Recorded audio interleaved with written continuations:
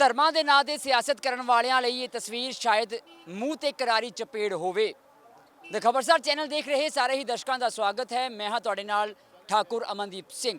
Camera person ਨੂੰ ਕਹਾਂਗਾ ਪਹਿਲਾਂ ਇਹ ਤਸਵੀਰਾਂ ਜ਼ਰੂਰ ਦਿਖਾਉਣ ਤਾਂ ਜੋ ਜਿਨ੍ਹਾਂ ਨੂੰ ਲੜਨਗੀਆਂ ਮਿਰਚਾਂ ਚੰਗੀਆਂ ਹੀ ਲੜਨ। ਬਾਕੀ ਗੱਲਬਾਤ ਕਰਾਂਗੇ। ਸਵਾਮੀ ਜੀ ਵੀ ਖੜੇ ਨੇ ਸਾਡੇ ਨਾਲ, ਨਿਹੰਗ ਸਿੰਘ ਵੀ ਖੜੇ ਨੇ, ਗੱਲਬਾਤ ਕਰਾਂਗੇ। ਬਹੁਤ ਸਵਾਗਤ ਹੈ ਤੇ ਖਬਰਸਾਰ ਤੇ। ਵਾਹਿਗੁਰੂ ਜੀ ਦਾ ਖਾਲਸਾ, ਵਾਹਿਗੁਰੂ ਜੀ ਕੀ ਫਤਿਹ। ਤੁਹਾਡਾ ਤਾਂ ਨਾਂ ਹੀ ਅਮਨ ਹੈ। ਅਮਨ ਹੀ ਤਾਂ ਚਾਹੀਦਾ ਸੰਸਾਰ ਨੂੰ ਹੈ। ਸਾਰੀ ਦੁਨੀਆ ਅਸ਼ਾਂਤ ਹੋ ਰਹੀ ਹੈ। ਕਿਉਂ ਹੋ ਰਹੀ ਹੈ? ਇਹ ਨਰਬਖਸ਼ੀ ਗਲਤ ਬੰਦੇ ਅਸੀਂ ਚੁਣ ਲੈਂਦੇ ਆ, ਫਿਰ ਪਛਤਾਵਾ ਹੁੰਦਾ ਹੈ। ਭਾਰਤ ਦੀ ਜਿਹੜੀ ਆਤਮਾ ਹੈਗੀ ਉਹ ਪਿੰਡਾਂ 'ਚ ਵਸਦੀ ਹੈ। ਓਕੇ, ਦੁਨੀਆ ਦੀ ਸਾਰੀ ਵਸਤੂਆਂ ਦੀ ਕੀਮਤ ਵੇਚਣ ਵਾਲੇ ਤੈਅ ਕਰਦੇ, ਕਿਸਾਨ ਦੀ ਫਸਲ ਦੀ ਕੀਮਤ ਖਰੀਦਣ ਵਾਲਾ ਤੈਅ ਕਰਦਾ। ਇਹ ਪਿਛਲੇ 73 ਸਾਲਾਂ ਤੋਂ ਇਹ ਨਾਟਕਬਾਜ਼ੀ ਚੱਲ ਰਹੀ ਸੀ। ਇਹ ਪੂਰਾ ਜਿਹੜਾ ਅੰਦੋਲਨ ਹੈਗਾ, ਇਹ ਪ੍ਰਕਿਰਤੀ ਖੁਦ ਉਸਨੇ ਆਪਣੇ ਹੱਥ 'ਚ ਚੁੱਕ ਲਿਆ। ਜਿੱਥੇ ਸ਼ੌर्य ਹੈ, ਪਰਾਕਰਮ ਹੈ, ਵੀਰਤਾ ਹੈ, ਸਾਹਸ ਹੈ, ਸੇਵਾ ਹੈ, ਉੱਥੇ ਪ੍ਰਕਿਰਤੀ ਖੜੀ ਹੈ ਨਾ। ਦੇਖੋ, ਅਸੀਂ ਪੈਸੇ ਨਾਲ ਗੇਹੂੰ ਖਰੀਦ ਸਕਦੇ ਹਾਂ, ਰਾਈਟ, ਪੈਦਾ ਨਹੀਂ ਕਰ ਸਕਦੇ। ਪੈਦਾ ਕਰਨ ਦੀ ਪਹਿਲੇ ਸੂਤਰ ਹੈ ਕਿ ਤੁਸੀਂ ਧਰਤੀ ਪੁੱਤਰ ਬਣੋ, ਉਸ ਨਾਲ ਪਿਆਰ ਕਰੋ, ਉਹਨੂੰ ਸਾਫ਼ ਰੱਖੋ, ਫਿਰ ਉਹ ਜਿਹੜਾ ਬੀਜ ਪਾਓਗੇ ਉਹਦੀ ਰੱਖਿਆ ਕਰੋ, ਫਿਰ ਉਹ ਧੀਰੇ ਧੀਰੇ ਕਲਟੀਵੇਸ਼ਨ ਹੁੰਦਾ। ਤਾਂ ਇਤਨੀ ਪਵਿੱਤਰਤਾ ਕਹਿੰਦੇ ਅੰਦਰ ਹੁੰਦੀ, ਇਤਨਾ ਧੈर्य ਕਹਿੰਦੇ ਅੰਦਰ, ਉਸਨੂੰ ਅਸੀਂ ਕਿਸਾਨ ਕਹਿੰਦੇ ਹਾਂ। ਔਰ ਕਿਸਾਨ ਦੀ ਜਿਹੜੀ ਆਤਮਾ ਹੈ ਉਹ ਇਸ ਸਮੇਂ ਦੁਖੀ ਹੋ ਰਹੀ ਹੈ ਕਿ ਉਹਨੂੰ ਇਹ ਜਿਹੜਾ ਹੈ ਨਰ ਪਿਸ਼ਾਚ, ਇਹ ਮਤਲਬ ਹਿੰਸਕ ਪਸ਼ੂ ਇਸ ਪੂਰੇ ਸਿਸਟਮ ਨੂੰ ਨਿਗਲਣ ਚਾਹੁੰਦਾ। ਮੈਂ ਤੁਹਾਨੂੰ ਪ੍ਰਮਾਣ ਦੇ ਰਿਹਾ, ਹਜ਼ਾਰੋਂ ਏਕੜ ਗੌਤਮ ਅਡਾਨੀ ਨੂੰ ਇਸਨੇ ਜ਼ਮੀਨ ਕਿਸਾਨਾਂ ਦੀ ਬਿਨਾਂ ਰਜਿਸਟਰੀ ਉਹਦੇ ਖਾਤੇ 'ਚ ਪਾ ਦਿੱਤੀ ਹੈ। ਇਹ ਕਿਤਨਾ ਮਤਲਬ ਗਲਤ ਕੰਮ ਕਰ ਰਿਹਾ। ਔਰ ਕੀ ਕਹਿੰਦਾ ਸੀ ਇਹ ਐਕਟਿੰਗ ਕੀ ਕਰਦਾ ਸੀ? ਆਪ ਮੁਝੇ ਵੋਟ ਦੀजिए, सबका साथ, सबका विकास, सबका विश्वास। ਇਹ ਹੁੰਦਾ सबका साथ। ਤੁਸੀਂ ਸਾਰਾਂ ਦਾ ਖੂਨ ਚੂਸ ਕੇ ਨਰ ਪਿਸ਼ਾਚ ਬਣ ਕੇ ਇੱਕ ਬੰਦੇ ਦੀ ਝੋਲੀ ਭਰ ਰਹੇ ਹੋ। ਇਹ ਲੋਕਤੰਤਰ ਹੈ? ਤੁਸੀਂ ਤਾਨਾਸ਼ਾਹੀ ਬਣਾ ਰਹੇ ਹੋ ਲੋਕਤੰਤਰ ਨੂੰ। ਜੇ ਸਬਕਾ ਸਾਥ ਦੀਆਂ ਤਸਵੀਰਾਂ ਦੇਖਣੀਆਂ ਨੇ, ਸ਼ਾਇਦ ਕੁੰਡਲੀ ਬਾਰਡਰ ਚੱਕਰ ਲਾਣਾ ਚਾਹੀਦਾ। ਸਬਕਾ ਸਾਥ ਹੁੰਦਾ ਕੀ ਹੈ? ਨਹੀਂ, ਐਕਚੁਅਲ ਕੀ ਹੈ ਵੀਰਾ, ਇਹ ਸਾਰਾ ਜਿਹੜਾ ਅੰਦੋਲਨ ਹੈ, ਮੈਂ ਤੁਹਾਨੂੰ ਪਹਿਲੇ ਕਿਹਾ, ਇਹ ਕਿਸਾਨ ਦੀ ਤਾਕਤ ਨਹੀਂ ਹੈ। ਇਹਨੂੰ ਪ੍ਰਕਿਰਤੀ ਸੰਚਾਲਿਤ ਕਰ ਰਹੀ। ਕਿਸਾਨ ਤਾਂ ਬਹੁਤ ਹੀ ਸਰਲ ਬੰਦਾ ਹੁੰਦਾ, ਕਪਾਸ ਆਲੀਕਾਰ, ਐਨੀ ਮਿਹਨਤ ਕਰਕੇ ਆਪਣੀ ਫਸਲਾਂ ਨੂੰ ਪ੍ਰੇਮ ਨਾਲ ਦੇ ਦਿੰਦਾ ਹੈ ਨਾ। ਕਦੀ ਉਹਦੀ ਕੋਈ ਸ਼ਿਕਾਇਤ ਨਹੀਂ ਰਹੀ।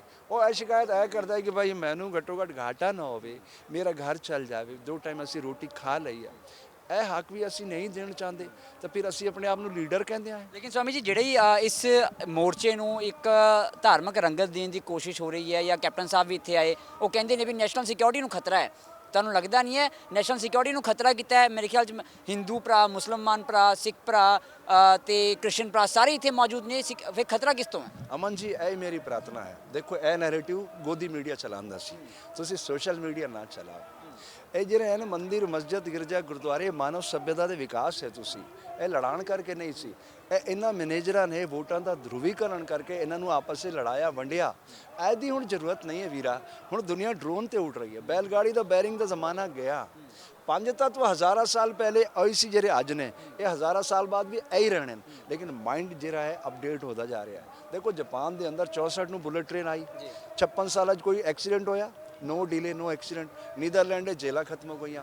ਦੁਨੀਆ ਤਾਂ ਰਾਮ ਰਾਜ ਆ ਰਿਹਾ ਹੈ। ਔਰ ਰਾਮ ਰਾਜ ਦੀ ਪਰਿਕਲਪਨਾ ਕਿੱਥੋਂ ਉੱਠੀ ਸੀ? ਭਾਰਤ 'ਚੋਂ। ਰਾਮ ਰਾਜ ਕੀ ਹੁੰਦਾ? ਜਿੱਥੇ ਇਨਸਾਨ ਦੇ ਇਲਾਵਾ ਪਸ਼ੂ ਪਕਸ਼ੀਆਂ ਨੂੰ ਵੀ ਨਿਆਂ ਮਿਲੇ। ਇਹ ਰਾਮ ਰਾਜ ਹੈ। ਇਹ ਤਾਂ ਮੌਬ ਲਿੰਚਿੰਗ ਕਰ ਰਹੇ ਨੇ। ਇਹ ਤੁਸੀਂ ਮੁਸਲਮਾਨ ਹੋ, ਤੁਸੀਂ ਇਹ ਹੋ, ਇਹਨਾਂ ਨੂੰ ਕੱਟੋ, ਮਾਰੋ। ਕਮਾਲ ਹੈ। ਇਹ ਤਾਂ ਹਿੰਸਕ ਪਸ਼ੂ ਤੁਸੀਂ ਆਦਿ ਮਾਨਵ ਦੇ ਜ਼ਮਾਨੇ 'ਚ ਲੈ ਜਾ ਰਹੇ ਹੋ, ਉਸ ਮੁਲਕ ਨੂੰ ਜਿਹੜਾ ਵਿਸ਼ਵ ਦਾ ਗੁਰੂ ਬਣਨ ਚਾਹੁੰਦਾ। ਇਹ ਦੇਸ਼ ਦਾ ਦੁਰਭਾਗਯ ਹੈਗਾ। ਮੈਂ ਸਾਰਿਆਂ ਨੂੰ ਤੁਹਾਡੇ ਵੱਲੋਂ ਪ੍ਰਾਰਥਨਾ ਕਰਦਾ, ਕਦੀ ਵੀ ਵੋਟ ਹੋਵੇ ਤੁਸੀਂ ਆਪਣਾ ਜ਼ਿੰਮੇਦਾਰ ਆਦਮੀ ਚੁਣੋ, ਚਾਹੇ ਐਮਐਲਏ ਹੋਵੇ, ਐਮਪੀ ਹੋਵੇ। ਤੁਸੀਂ ਪ੍ਰਧਾਨ ਮੰਤਰੀ, ਮੁੱਖ ਮੰਤਰੀ ਨਾ ਚੁਣੋ। ਇਹ ਗਲਤੀ ਹੋ ਗਈ ਤੁਹਾਡੇ ਕੋਲੋਂ। 2019 'ਚ ਕਹਿੰਦਾ ਸੀ ਤੁਸੀਂ ਮੈਨੂੰ ਵੋਟ ਦਿਓ। ਤੁਸੀਂ ਐਮਪੀ ਨੂੰ ਨਾ ਦੇਖੋ, ਗੁੰਡੇ ਮਵਾਲੀ ਅਪਰਾਧੀ ਸਹਾਰੇ ਲੈ ਗਿਆ ਚੁੱਕ ਕੇ। ਹੁਣ ਤੁਸੀਂ ਉਮੀਦ ਕਰਦੇ ਹੋ ਬਬੂਲ ਦੇ ਪੇੜ ਤੇ ਅੰਬ ਆ ਜਾਵੇ, ਕਿੱਥੋਂ ਆਏਗਾ? ਗਲਤੀ ਹੋ ਗਈ ਨਾ। ਬੜੀ ਚੰਗੀ ਗੱਲ ਕਹੀ ਹੈ ਸਵਾਮੀ ਜੀ ਨੇ। ਕਹਿੰਦੇ ਬਬੂਲ ਤੇ ਪੇੜ ਤੇ ਅੰਬ ਕਿੱਥੋਂ ਆਏਗਾ?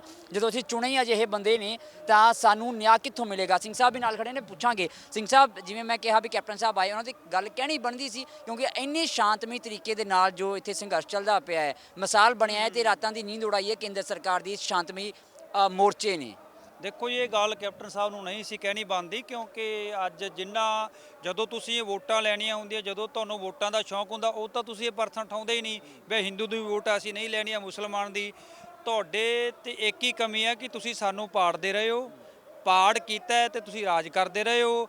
ਇਸ ਟਾਈਮ ਜਿੰਨੇ ਵੀ ਸੰਸਾਰ ਦੇ ਲੋਕ ਨੇ, ਇਸ ਤਾਂ ਗੁਲਦਸਤੇ ਆ ਫੁੱਲ ਦੇ ਜਿੱਥੇ ਗੁਲਾਬ ਦੀ ਲੋੜ ਹੈ ਉੱਥੇ ਸਾਨੂੰ ਗੇਂਦੇ ਦੀ ਵੀ ਲੋੜ ਹੈ। ਅਸੀਂ ਹਰ ਧਰਮਾਂ ਦੇ ਪਰਿਵਾਰ ਆ, ਸਾਡੇ 'ਚ ਭਾਈਚਾਰਕ ਸਾਂਝ ਹੈ। ਔਰ ਕੈਪਟਨ ਸਾਹਿਬ ਇੰਨੇ ਉੱਚੇ ਅਹੁਦੇ ਤੇ ਜਾ ਕੇ ਇੰਨੀਆਂ ਘਟੀਆਂ ਗੱਲਾਂ ਨਹੀਂ ਕਰਨੀਆਂ ਚਾਹੀਦੀਆਂ ਉਹਨਾਂ ਨੂੰ।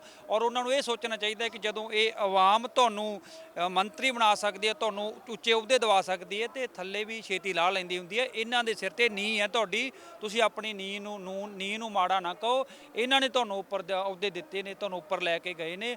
ਔਰ ਜਿਹੜਾ ਕਿਸਾਨ ਦਾਤਾ, ਜੇ ਤੁਸੀਂ ਦਿੱਲੀ ਦਾ ਸਰਵੇਖਣ ਵੀ ਕੀਤਾ ਹੋਊਗਾ ਅਮਨ ਜੀ ਤੁਸੀਂ, ਔਰ ਪਰਿਵਾਰਾਂ ਦੇ ਵਿੱਚ ਅਸੀਂ ਇਹ ਗੱਲ ਦੇਖੀ ਕਿ ਉਹ ਪਰਿਵਾਰ ਕਹਿੰਦੇ ਵੀ ਜਦੋਂ ਵੀ ਕੋਈ ਅੰਦੋਲਨ ਹੁੰਦਾ ਤੇ ਸਾਡੇ ਅੰਦਰ ਡਰ ਭੈ ਹੁੰਦਾ ਸੀ, ਪਰ ਇਹ ਅੰਦੋਲਨ ਸਾਨੂੰ ਇਸ ਤਰ੍ਹਾਂ ਦਾ ਕਿ ਸਾਡੇ ਭੈਣ ਭਰਾ, ਸਾਡੇ ਪਰਿਵਾਰ ਆਏ ਨੇ ਔਰ ਉਹਨਾਂ ਨੇ ਆਪਣੇ ਘਰਾਂ ਦੇ ਬਾਥਰੂਮ, ਕੋਠੀਆਂ ਹਰ ਖੋਲ੍ਹੇ ਹੋਏ ਨੇ ਕਿ ਜੀ ਆਇਆਂ ਨੂੰ, ਜਦੋਂ ਵੀ ਆਉਣਾ ਤੁਸੀਂ ਇੱਥੇ ਆਰਾਮ ਕਰੋ, ਨਾਲੇ ਸਾਨੂੰ ਤੁਸੀਂ ਆਪਣੇ ਕੱਪੜੇ ਦਿਓ, ਅਸੀਂ ਤੁਹਾਡੇ ਕੱਪੜੇ ਧੋਵਾਂਗੇ, ਸੇਵਾ ਕਰਾਂਗੇ। ਔਰ ਉਹ ਕਹਿੰਦੇ ਸਾਨੂੰ ਅੱਜ ਫਖਰ ਮਹਿਸੂਸ ਹੁੰਦਾ ਹੈ ਕਿ ਸਾਡੇ ਆਪਦੇ ਭੈਣ ਭਰਾ, ਸਾਡੇ ਰਿਸ਼ਤੇਦਾਰ ਸਾਰੇ ਦੂਰੋਂ ਆ ਕੇ ਸਾਨੂੰ ਮਿਲ ਰਹੇ ਨੇ। ਇਹ ਇੱਕ ਵੱਖਰੀ ਭਾਈਚਾਰਕ ਸਾਂਝ ਦੀ ਬੜੀ ਵੱਡੀ ਲਹਿਰ ਲੋਕਤੰਤਰ ਦੀ ਪੈਦਾ ਹੋ ਗਈ ਹੈ, ਇਹ ਰੋਕਿਆ ਨਹੀਂ ਰੋਕ ਸਕਦੀ ਜੀ। ਬਿਲਕੁਲ ਇੱਕ ਮਿਸਾਲ ਹੈ, ਜੋ ਇੱਕ ਆਪਸੀ ਭਾਈਚਾਰਾ ਜਿਹੜਾ ਬਣਿਆ ਹੈ ਉਹ ਮਿਸਾਲ ਹੈ ਜੀ। ਤੇ ਸਾਡੇ ਨਾਲ ਤੇ ਗੁਜਰਾਤ ਤੋਂ ਆਏ ਤੁਸੀਂ? यस गुजरात से हैं गांधीधाम कच्छ से। ਕੱਚ ਗੁਜਰਾਤ ਤੋਂ ਮੋਦੀ ਸਾਹਿਬ ਦੇ ਸੂਬੇ ਤੋਂ, ਜਿੱਥੇ 3 ਵਾਰ ਉਹ ਮੁੱਖ ਮੰਤਰੀ ਰਹੇ ਨੇ। हाँ जी, ਉੱਥੇ ਦੇ ਹਾਲਾਤ ਕੀ ਨੇ? ਕਿਸਾਨ ਕਹਿੰਦੇ ਉੱਥੇ ਬੜਾ ਖੁਸ਼ ਹੈ। मोदी सरकार विकास की जो बात कर रहे हैं बिल्कुल खोखला है। गुजरात के ऊपर 1 लाख करोड़ का कर्जा चढ़ चुका है और कच्छ की कई सारी ज़मीनें इन्होंने अपने दोस्तों को दे दी है। 2014 से इन्होंने जो सरदार वहाँ खेती कर रहे हैं उनको भी बोला कि आप आउटसाइडर हैं, आप किसान नहीं है, आपकी ज़मीन छीन ले लेगी। लेकिन किसानों ने वहाँ आंदोलन किया, सुप्रीम कोर्ट तक गए और अपने आप को वहाँ के किसान है वो साबित कर दिया। तो लेकिन जो अब ये किसान यहाँ बैठे हैं, उन मोदी जी को दिखाई नहीं दे रहा, या जो वहाँ पे जो बीजेपी के लीडर हैं, क्योंकि गुजरात मॉडल बनाने की कोशिश कर रहे थे कि हम गुजरात मॉडल बनाएं, तो उनको ये नज़र नहीं आ रहा है क्या मॉडल बन रहा है। देखिए, मैं वहाँ पर जब भी किसानों के बारे में सुना, हमारे भाई ये सब अभी हमारे भाई है। आज किसान कहाँ नहीं है, हम रोटी खाते हैं उनकी वजह से खाते हैं। अगर ये किसान खेती नहीं करते तो हम खाते क्या? आज हमारा जीडीपी जो बढ़ रहा है वो किसानों की वजह से बढ़ रहा है, नहीं तो हम खोखला हो जाते। अभी क्या हालत हो गई है, हम बांग्लादेश से भी पीछे हो गए हैं, पाकिस्तान से भी पीछे हो गए हैं। तो मोदी साहब ने तुसी कुछ कहना चाहोगे? मोदी साहब से ये कहना चाहता हूँ कि सिख समाज है जो हमारे वहाँ 1998 में साइक्लोन आया था, तभी सिख समाज ने उसी वक्त लंगर शुरू कर दिया था। 2001 में कच्छ में भूकंप आया था तो सबसे पहले गुरुद्वारा में सिख समाज ने लंगर शुरू कर दिया था। कई सारे लाशें निकाली थी और कई सारे लोगों को बचाया था, ट्रीटमेंट भी दी थी। अभी 6 महीने तक गांधीधाम गुरुद्वारा और कच्छ के गुरुद्वारा ने 6 महीने तक हर क्षेत्र में वहाँ पर उन्होंने लंगर पहुँचाया, हर प्रकार की मदद की। लेकिन जब ये पता चला कि किसान आंदोलन किया है तो गांधीधाम गुरुद्वारा में जब ये किसानों की आवाज़ निकालने के लिए बाहर खड़े रहे तो 6 से 8 गाड़ी आके पुलिस की वहाँ गेट पे खड़ी हो गई, निकलने नहीं दिया। वहाँ पर 144 कलम लगा दी। क्यों? ये लोकशाही है, ये प्रजातंत्र है, लोगों का बोलने का हक है। ਤੁਹਾਨੂੰ ਲੱਗਦਾ ਨਹੀਂ ਮੋਦੀ ਨੂੰ ਹੁਣ ਮੰਨ ਜਾਣਾ ਚਾਹੀਦਾ ਹੈ? जी, मोदी ने ਹੁਣ पंजाबी समझते हो, मोदी को मान जाना चाहिए। देखिए, मैं ये माध्यम से कहना चाहता हूँ आपके माध्यम से कि मन की बात छोड़िए, मानवता की बात कीजिए, इंसानियत की बात कीजिए। आज सिख समाज आज कहाँ नहीं है।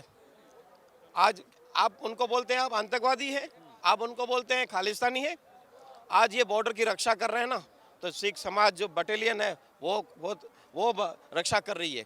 थोड़े टाइम पहले एक सिख जवान ने 12 चाइनीज़ को ख़त्म किया, फिर शहीद हो गए। तो आज एक सिख 10 लोगों के बराबर है। आज सेवा का काम करते हैं, वो लेते नहीं है, देते हैं।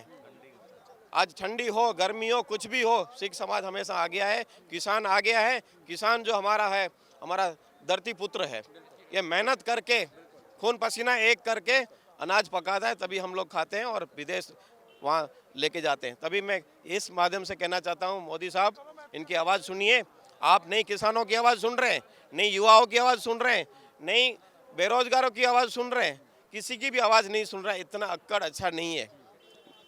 मैं भी गुजरात का हूँ, ये नरेंद्र भाई भी हमारे गुजरात के हैं, तो मैं उनसे ये कहना चाहता हूँ, आप हमारे बड़े भाई हैं, तो तो बड़े भाई को अब मैं हाथ जोड़ के विनती करता हूँ कि ये किसानों का जो आंदोलन है उनको सपोर्ट करें और इनका जो जल्द से जल्द इनकी मांगे हैं वो पूरी की जाए। ਬਿਲਕੁਲ ਹਿੰਦੀ 'ਚ ਕਹਿ ਰਹੇ ਨੇ ਕਿਉਂਕਿ ਗੁਜਰਾਤ ਤੋਂ ਆਏ ਨੇ, ਹਿੰਦੀ 'ਚ ਗੱਲ ਕਹਿੰਦੇ ਨੇ, ਕਹਿੰਦੇ ਝੁਕਤਾ ਵਹੀ ਹੈ ਜਿਸਮੇ ਜਾਨ ਹੋਤੀ ਹੈ, ਅਕੜ ਮੁਰਦੇ ਕੀ ਪਹਿਚਾਨ ਹੋਤੀ ਹੈ। ਹੁਣ ਅਕੜ ਦਾ ਕੌਣ ਪਿਆ ਹੈ ਸਮਝਣ ਦੀ ਲੋੜ ਹੈ ਤੇ ਜਿਹੜੇ ਵਿਚਾਰੇ ਆਪਣੇ ਘਰ ਛੱਡ ਕੇ ਬੈਠੇ ਨੇ, ਕਿਉਂਕਿ ਮਸਲਾ ਰੋਟੀ ਦਾ ਹੈ, ਰੋਟੀ ਅਸੀਂ ਸਭ ਨੇ ਖਾਣੀ ਹੈ, ਕਿਸੇ ਇੱਕ ਨੇ ਨਹੀਂ ਖਾਣੀ, ਇਸ ਕਰਕੇ ਮਸਲਾ ਰੋਟੀ ਦਾ ਹੈ।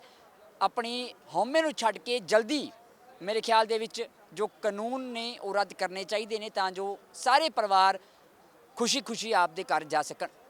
ਕੈਮਰਾ ਪਰਸਨ ਮਨੋਜ ਦੇ ਨਾਲ ਠਾਕੁਰ ਅਮਨਦੀਪ ਸਿੰਘ, ਦ ਖਬਰਸਾਰ, ਕੁੰਡਲੀ ਬਾਰਡਰ।